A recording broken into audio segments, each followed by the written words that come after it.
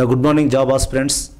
Today we are discussing about the general studies అంటే ఎందుకు భయపడుతున్నారు, మరి జనరల్ స్టడీస్ యొక్క ఇంపార్టెన్స్ ఏంది, దాంట్లో ఉన్న అటువంటి అంశాలు ఏమున్నాయో చూద్దాం ఒకసారి.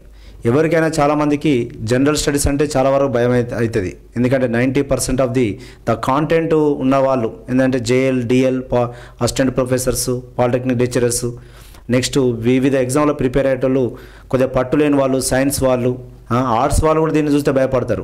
దీంట్లో అన్ని అంశాలు ఉన్నాయి. ఒక మంచి జాబర్ తయారు చేయడానికి కావాల్సిన అంశాలు ఇక్కడ, వేరే అంశాలు ఏం లేవు.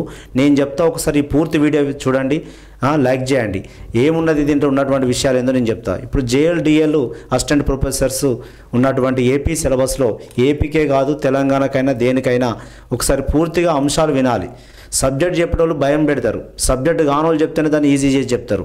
నేను ఏది చెప్పినా వాళ్ళను ఏది సింప్లిఫై చేసి చెప్తా. అయ్యో వాళ్ళకు హార్డ్ కావద్దు పిల్లలకు, ఎందుకంటే తల్లిదండ్రులు ఉన్నాక పిల్లలకు కష్టం కావద్దు, టీచర్స్ ఉన్నాక స్టూడెంట్స్కు ఇబ్బంది కావద్దు అనేటువంటి లక్ష్యం గల వ్యక్తిని. నా ఇక్కడ జేఎల్ అయినా డిఎల్ అయినా పిఎల్ అయినా అసిస్టెంట్ ప్రొఫెసర్స్ అయినా నా జనరల్ స్టడీస్ 150 మార్క్స్ ఉన్నాయి. మరి ఎంత స్కోర్ చేస్తే జాబ్ వస్తుంది? దీన్ని చదవకపోతే జాబ్ వస్తుందా? చదవకపోతే జాబ్ రాదు. గుర్తుపెట్టుకోండి. నువ్వెంత తోపు అయినా, కాంటెంట్లో ఎంత పెద్ద నువ్వు సైంటిస్ట్ అయినా, నువ్వు ఏదైనా, నువ్వు జనరల్ స్టడీస్ చదవండి జాబ్ రాదు. ఓకేనా? ఇంటర్వ్యూ కూడా 50 మార్క్స్ ఉన్నాయి. ఇంటర్వ్యూ అంటే ఏం లేదు, నేను పిలిచినాడు నీతో మాట్లాడాలి. ఎందుకంటే పేపర్లు అమ్ముడు పోలేదని చెప్పడానికి, రెండోది పిల్లలను చూడాలి కదా వాళ్ళను. ఓకేనా? వాళ్ళకి ఏమొస్తుంది, వాళ్ళకి అయ్యో సబ్జెక్టు వచ్చేట్టు నేను మాట్లాడుస్తుందా రాదా, అసలు మాట్లాడితే రావా, ఎందుకంటే ఇది ఇవరకే లెక్చరర్ పోస్టు. ఓకేనా? అంటే 150 marks general studies. Next subject content 150 questions, 150 into 2 300 marks. Interview 50 marks. ఇక్కడ నెగటివ్ ఇచ్చిండు, 1/3 నెగటివ్ ఇచ్చిండు. జాగ్రత్త. అంటే మరి ఇది ఇక్కడ నెగటివ్ని ఎట్లా ఫేస్ చేయాలి? తెలియకపోతే వదిలిపెట్టాలి. మొత్తం నీకు ఏం తెలియదు, నీకు రాదు ఆన్సర్, వదిలిపెట్టు. ఏమైనా ఛాన్స్ ఉంటే పెట్టు, ఏమైనా ఛాన్స్ ఉన్నది, నీకు అవకాశం ఉంది, తాకుతే 100, పోతే 1/3. ఓకేనా? నీకు దాదాపు ఆల్రెడీ మనసు చెప్తుంది ఇది ఆన్సర్ అని చెప్తున్నది, చెప్పినప్పుడు పెట్టేసేయి, ఇబ్బంది ఏం లేదు. ఓకేనా? ఈ రెండిట్లో ఇది ఆన్సర్ అనిపిస్తుంది అన్నప్పుడు అది కరెక్టే. మొత్తమే తెలియకపోతే వదిలిపెట్టని చెప్తున్నా. మొత్తం నీకు తెలియదు, వదిలిపెట్టు. ఓకేనా? నా కంపల్సరీ దీన్ని 100 to 120 క్రాస్ చేయాలి. 100 to 120 మధ్యలో ఉండాలి, అప్పుడు నీకు జాబ్ ఉంటుంది. 100 క్రాస్ చేసిన వాళ్ళు, 100 కదా క్రాస్ చేసిన వాళ్ళు జనరల్ సబ్జెక్ట్లో 10 మార్కులు తగ్గినా ఏం కాదు. ఓకేనా? కానీ 120 క్రాస్ అయిన వాళ్ళు, 120 అయిన వాళ్ళు ఇక్కడ 10 తగ్గిన ఏం కాదు. కానీ ఈడ 10 పెంచితే ఇక్కడ 100 చేయి, ఏం కాదు. 100 అయినా కానీ 100కు తగ్గి 70, 60 కాడ ఉన్నావు అంటే వదిలిపెట్టేసుకో నువ్వు ఇక. ఓకేనా? మరి ఏం చేయాలి సార్ దీన్ని? ఈ 150లో ఒక 100 to 120 రావాలంటే ఏం చేయాలి, ఏ విధంగా చదవాలని ఇక్కడ ఇందులో ఉన్న అంశాలు ఏంటివి? ఇందులో నా ఒక్కటి, ఇప్పుడు నువ్వు కోచింగ్లో పోయి 150 మార్క్స్కు 300 మార్క్స్ కోచింగ్ పోయి ఎక్కడ పోయి చేసేది ఏం లేదు. కోచింగ్ పోయలేదు, ఉన్న యాప్ తీసుకోవాలి, చదవడం మొదలు పెట్టాలి, లేదా ఇంటికాడ బుక్స్ వేసుకొని చదువుతూ ఉండాలి. ఈ మొత్తం అంశాలు చెప్పడానికి దాదాపు ఇక ఇప్పుడు ఆ ఎగ్జామే ఏప్రిల్ మే నెలలో ఇచ్చిన కావున మరి ఏప్రిల్ అన్నప్పుడు మే పోతుంది, మేలో కంపల్సరీ ఉంటుంది. నా మరి దీంట్లో ఉన్న అంశాలు ఏందో చూద్దాం. ఏ కోచింగ్ సెంటర్ పోయినా, ఏం పోయినా, ఏదైనా గ్రూప్స్ వాళ్ళు పోవాలి. అంతో ఇంతో పట్టుంటే మీకు సంతోషం, అంతో ఇంతో మీకు పట్టుంటే సంతోషం. ఇక్కడ చూడండి, ఇక్కడ జనరల్ స్టడీస్లో ఉన్న అంశాలు ఏమున్నాయి? సైన్ టీటా ఉన్నదా, కాస్ టీటా ఉన్నదా, ఏ టీటాలు ఏం లేవు. Just general studies. ఇక్కడ జనరల్ స్టడీస్, అది తెలంగాణ అయినా, ఏపీ అయినా, ఏదైనా, ఎక్కడ ఎగ్జామ్ అయినా. నా ఈవెంట్స్, నా ఏపీపీఎస్సీ జూనియర్ లెక్చరర్ సిలబస్ ఎక్కడ పేపర్ 1 జనరల్ స్టడీస్లో ఉన్నటువంటి మెంటల్ ఎబిలిటీ. నా events and national and international importance. Events, national and international importance. Here events national and international importance. ఏమైనా వింతలు ఏమైనా జరిగినాయా? ఏ సంఘటనలు జరుగుతున్నాయి? Events and national and international, దాంట్లో స్పోర్ట్స్ అనుకోవచ్చు, మీటింగ్లు అనుకోవచ్చు, ఏమైనా సమీక్షలు కావచ్చు, అంటే events national and international importance. అనేక మీటింగ్లు జరుగుతున్నాయి నేషనల్లో, ఇంటర్నేషనల్లో. నెక్స్ట్ అంతర్జాతీయంగా జరుగుతున్నాయి. అవి వాటి యొక్క ఇంపార్టెన్స్ ఏంటివి, దాని గురించి, దాని థీమ్ ఏంటిది, దాని డేట్ ఏంటిది, అది ఎక్కడ జరిగింది, రైట్? అంతే, అంతకు మించి మొత్తం స్టోరీ అంతా చదవకండి. ఏం జరిగింది, ఎక్కడ జరిగింది, దాని అంశం, దాని యొక్క మెయిన్ ఏం ఏంటిది, రైట్. బాగా పెద్దగా చూస్తే ఇది పెద్ద సముద్రం, పెద్ద సముద్రం చూడవద్దు, బీచ్ చూసుకొని ఈత కొట్టుకొని రావాలి. Now current affairs, international, national and regional. Current affairs లోకల్లో ఉన్నటువంటి సంఘటనలు, స్టేట్లో national issues and international current affairs ఏమేమి జరుగుతున్నాయి. ఒక 6 months to 1 year వరకు తీసుకోవాలి. అందరు 6 months అని పెట్టుకోవద్దు, ఎందుకంటే 1 year పెట్టుకోండి, 1 year కరెంట్ అఫైర్స్ పెట్టుకోండి. అంటే ఇంకొక విషయం చెప్తున్నా, ఇప్పుడు ఫర్ ఎగ్జాంపుల్ ఏపీ మనం ప్రిపేర్ అవుతున్నప్పుడు తెలంగాణ వద్దు అని అనుకోవచ్చు. తెలంగాణలో కూడా ముఖ్యమైన అంశాలు జరిగితే అది ఇష్యూ ఆఫ్ నేషనల్ కిందకి వస్తుంది. ఒకవేళ తెలంగాణ వాళ్ళు ప్రిపేర్ అవుతున్నారు, ఏపీలో ఒక మంచి సంఘటన ఏదైనా జరిగింది, ఏదైనా చెడు సంఘటన జరిగింది, అది ఇష్యూ ఆఫ్ నేషనల్ కిందకి వస్తుంది. అందుకు జాగ్రత్త. నేనైతే షైన్ ఇండియా బుక్ చూసినప్పుడు ఏమైనా ఇంపార్టెన్స్ ఉందా స్టేట్లో, ఆ స్టేట్లో ఏమైనా ఉందా, ఇంపార్టెన్స్ ఉందా అనేది చూడాలి. ఓకేనా, అది నేషనల్ ఇష్యూగా కన్సిడర్ చేయబడతారు. ఓకేనా, ముఖ్యమైన అంశాలు. రాజకీయం చదవకండి, ఓకేనా, రాజకీయం వద్దు. Next general science and its applications and to day to day life, contemporary development in science and technology and information technology. Now botany, zoology, physics, chemistry, science and technology, nuclear reactors, space technology, computer technology, the communication technology, nano technology, missiles ఇవన్నీ కలిస్తే science and technology. ఏం development వస్తుంది, ఎట్లా వస్తుంది, that is a issue. ఓకేనా, మీరు చూడండి, నేను చాలా సింప్లిఫై చేసి చెప్పిన దాన్ని. Next social and economic and political history and modern India with Mphasis on Andhra Pradesh. Socio economy and political history of modern Indian with Mphasis on Andhra Pradesh. Now సాంఘిక డెవలప్మెంట్ అండ్ భారతదేశ ఆధునిక చరిత్ర, Indian modern history, the political history of modern.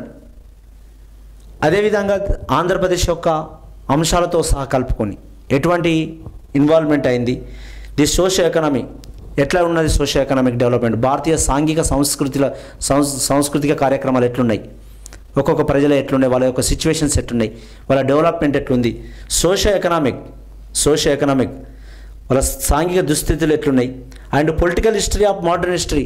ఇప్పుడు చెప్పండి, భారతదేశ ఆధునిక చరిత్ర, భారత జాతీయ కాంగ్రెస్ ఎప్పుడు ఏర్పడ్డది, గాంధీ యుగం ఏంటిది, ఎటువంటి మీటింగ్లు, క్విట్ ఇండియా కానీ అనేక ఉన్నటువంటి వాటిని మోడర్న్ హిస్టరీ మాత్రమే.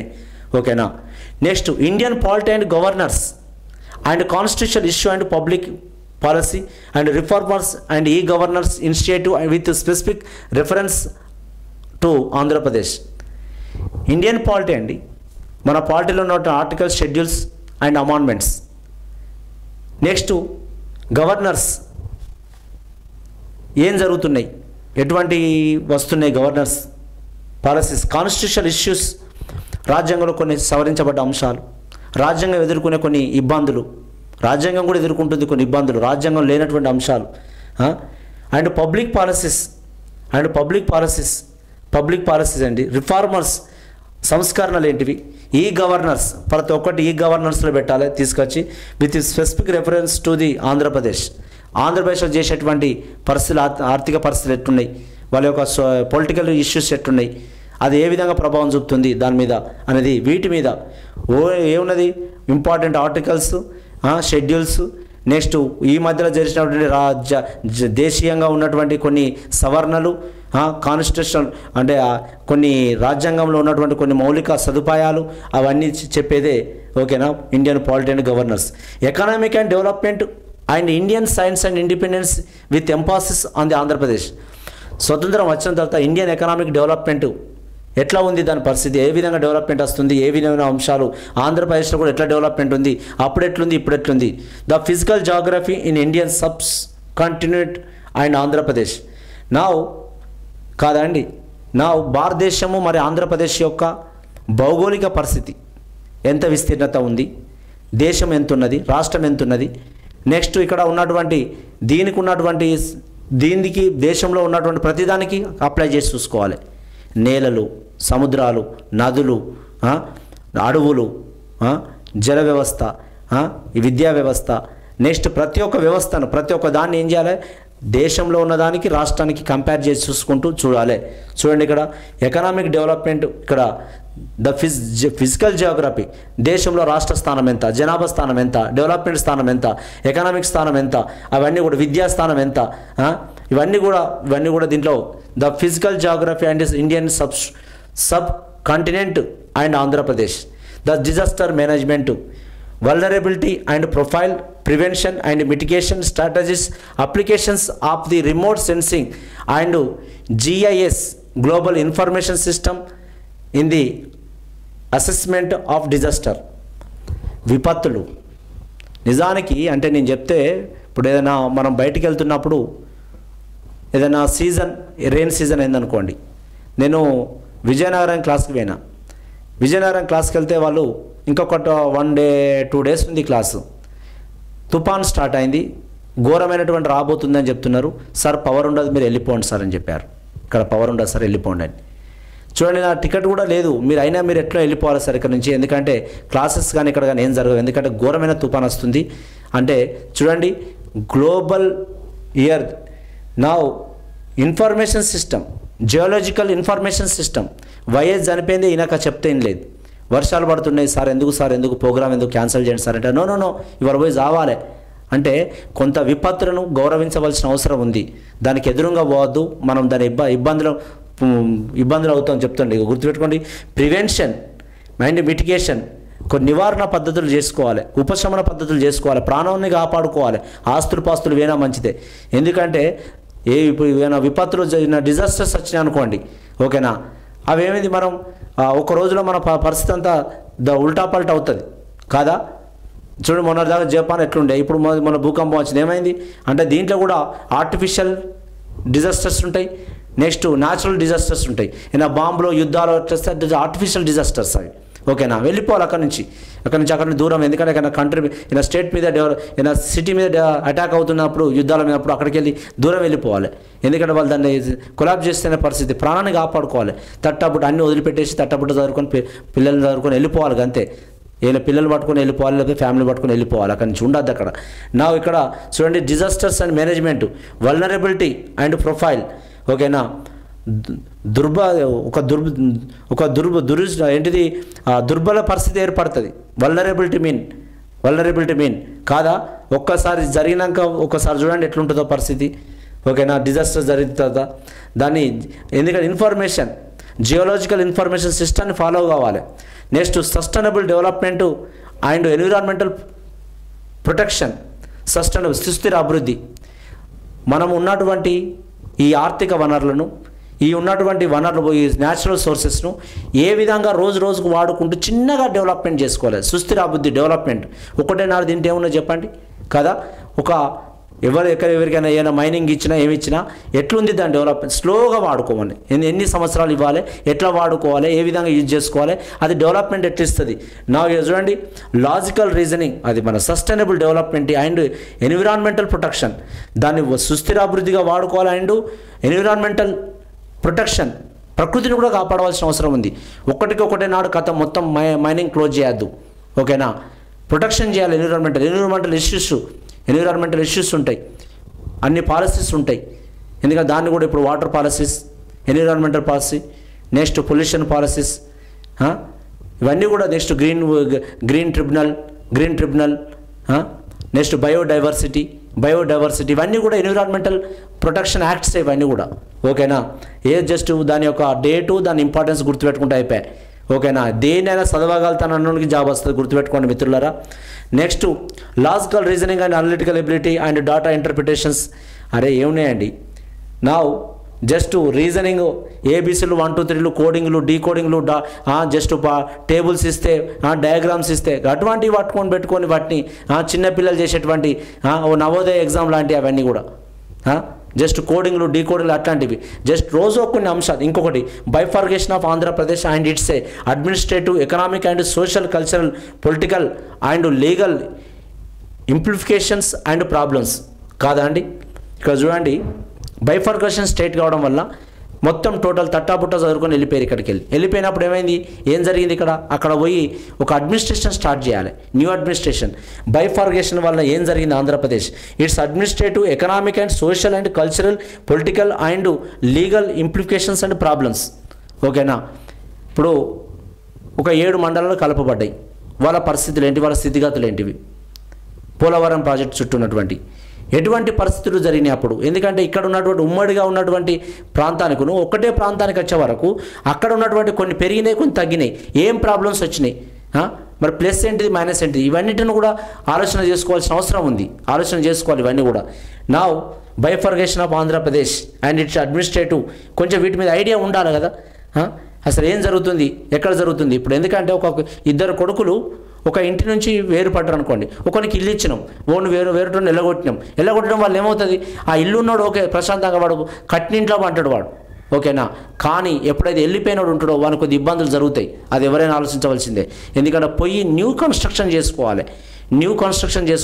ఎంత ఖర్చు వస్తుంది, రోజుకి ఎంత పెరుగుతుంది ఖర్చు ఒక కన్స్ట్రక్షన్ మీద, ఇవన్నీ కూడా ఉంటాయి కదండి, ఓకేనా. అవన్నీ కూడా చెప్పాలి ప్రజలకు. Bifurcation of Andhra Pradesh and it's administrative, economic and social, cultural and political and legal implication and problems. చూడండి, ఈ అంశాల్లో ఉన్నటువంటివి ఇవి ఎన్ని ఉన్నాయి లెక్క పెట్టండి. 1 2 3 4 5 6 7 8 9 10 11 12 ఇష్యూస్ ఉన్నాయి. అంటే దాదాపు 150 మార్క్స్, అంటే 12 10s 120,